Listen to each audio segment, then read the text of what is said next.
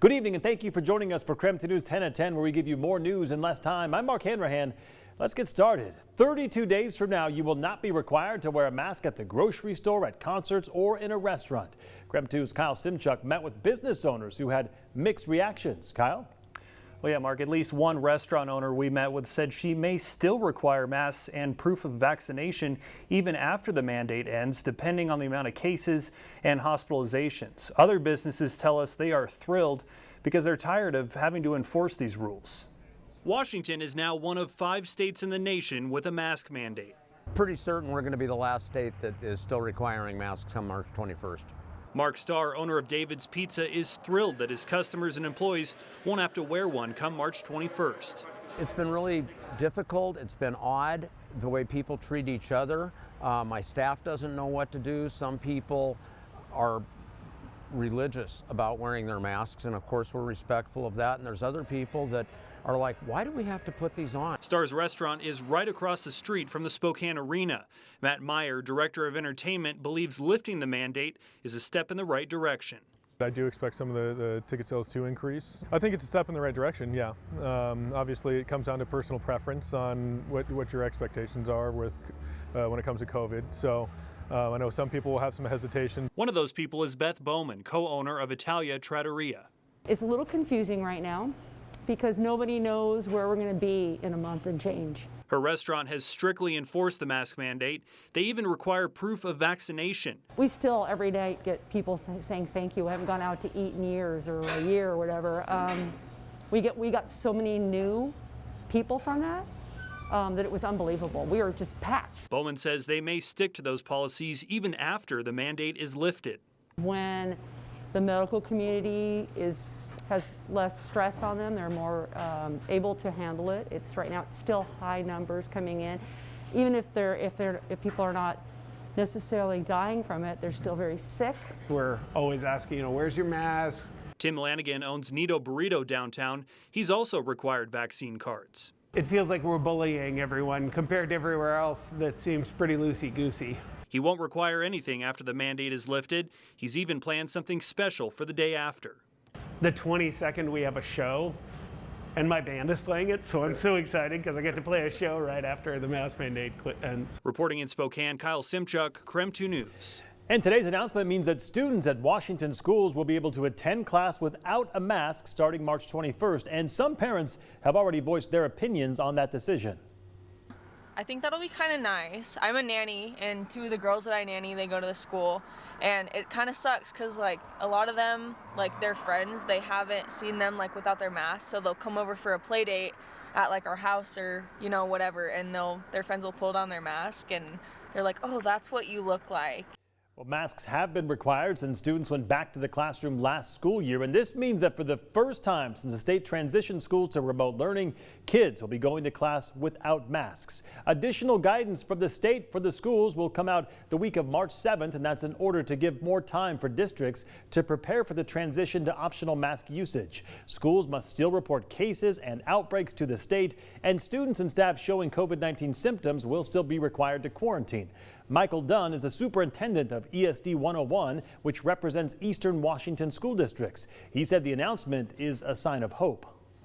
I think it's a beacon of hope. This has been a pretty long 2 years, and I think that the symbolism of masks being able to come off, meaning that it's becoming a safer environment for all of us.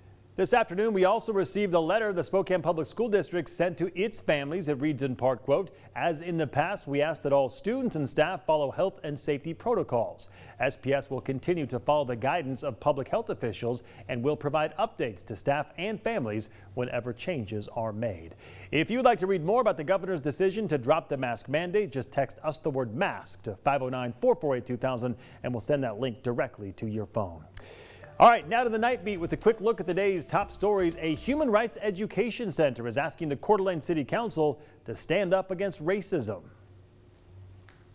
We are not an organization that does that. We do outreach through education.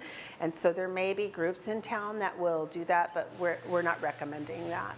At Tuesday night's City Council meeting, Human Rights Education Institute's Executive Director Janet Laster asked the City Council to post an anti-racism statement that it made in 2020 in a more prevalent spot on its website.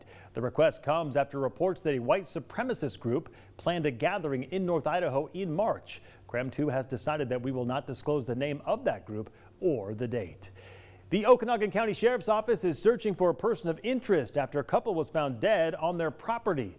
It's believed to be armed and dangerous, that person of interest. Dave and Gerlin Covey were 80 and 66 years old. They were found by the Sheriff's Office after a welfare check. The person of interest was seen by deputies 2 different times while searching the property. Both times that man ran off from deputies. The Sheriff's Office says he was last seen wearing an older green camouflage jacket and dark pants. So if you have any information on his identity or the deaths of the Coveys, you are asked to contact the Okanagan County Sheriff's Office. They also urge you not to interact with that person of interest if you do see that person. Well, the man found guilty of killing a Newport teen back in 2020 is expected to be sentenced tomorrow. Claude Merritt was found guilty last month on all charges in connection to the death of 19-year-old Jason Fox, except for the charge of unlawful disposal of human remains. Fox's case gained the attention of millions of people after it was posted on TikTok.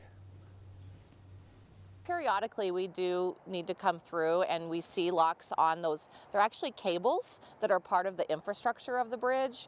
And so when we get extra weight on that, that can compromise the integrity. It also can interfere with doing inspections. So it's really about keeping the safety of the bridge.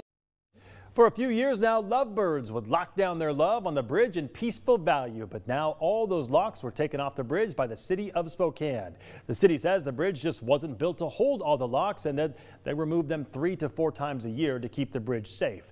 We did talk to a couple today who was a bit disappointed to find their lock had been removed. And that was your Night Beat. To learn more about any of these stories, just text us the word NIGHT to 509-448-2000. We'll send them directly to your phone. Taking a look now at national news, a massive fire in Michigan destroyed a 105-year-old prestigious country club. The Oakland Hills Country Club is being declared almost a total loss. The historic club has hosted 6 U.S. Open championships and 3 PGA championships.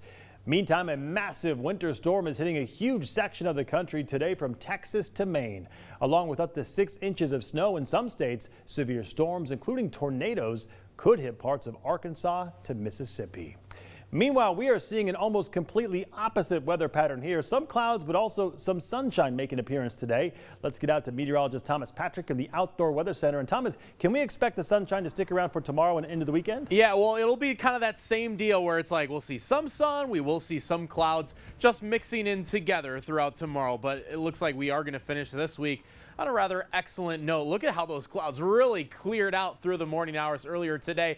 It's actually about partly to mostly cloudy as of this moment. Our low temperature is about 30 degrees for tonight. That is what we are expecting to have for the final day of this week. Look at the weekend, though. There are rain and snow chances, especially Saturday night into Sunday morning. That'll be the first point of the weather headlines that we'll be talking about. The second point is how much colder it's going to get next week. A look ahead at how much snow could fall and how cold temperatures will be come next week. Thomas, thank you very much. Some bizarre video out of Mexico. Take a look at your screen right now if we could actually take that video. A flock of birds dropped dead from the sky mid-flight. Police say hundreds of yellow-headed blackbirds died. There's been all kinds of speculation about what caused that, but some experts believe it was likely the result of a predatory bird forcing the birds to swirl tightly and driving them toward the ground, with higher birds forcing the lower ones to crash into the buildings or to the ground. My goodness. And that was your KREM 2 News 10 at 10, where you get more news in less time. But don't go to bed just yet. Coming up after the break, we'll have an update to our KREM 2 investigation into the Spokane shock. We are back in just 90 seconds.